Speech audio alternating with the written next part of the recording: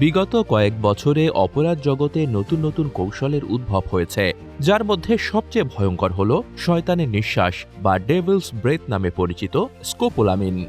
এটি একটি শক্তিশালী রাসায়নিক মাদক যা ধুতরা গাছ থেকে তৈরি। অপরাধীরা এটি খাবার, পানীয়, কাগজ বা ভিজিটিং কার্ডে প্রয়োগ করে ভুক্তভোগীর শরীরে প্রবেশ করায়। কয়েক মিনিটের মধ্যে এটি কার্যকর হয়, ফলে ভুক্তভোগী নিজের ওপর নিয়ন্ত্রণ হারায় এবং অপরাধীরা সহজেই তাদের লক্ষ্য পূরণ করে।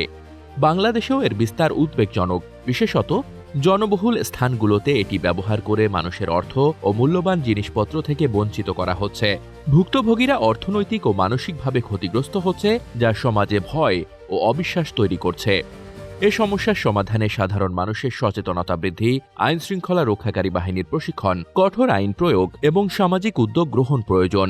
এটি কেবল ব্যক্তিগত নিরাপত্তার জন্য নয়, বরং জাতীয় অর্থনীতির জন্য হুমকি। শয়তানের নিঃশ্বাস প্রতিরোধে সম্মিলিত প্রচেষ্টা এবং তাৎক্ষণিক পদক্ষেপই একমাত্র পথ। নিরাপদ সমাজ গড়তে আমাদের সবাইকে সচেতন ও সজাগ থাকতে হবে।